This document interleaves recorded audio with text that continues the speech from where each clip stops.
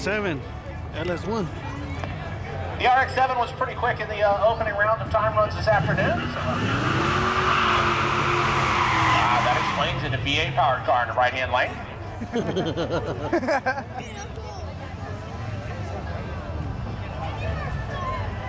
That explains it.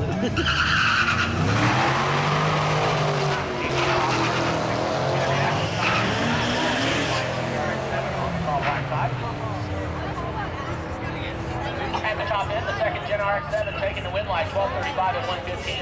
GTO 1370 at 1:02. A Honda coming up next, tower side to take on a Mustang in the right-hand lane. Is that Andy's friend? No.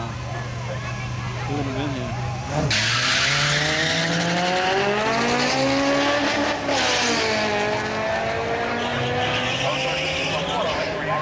Tower side on top of the reaction time gains. Keep in mind, anything over 50 or better is considered competitive.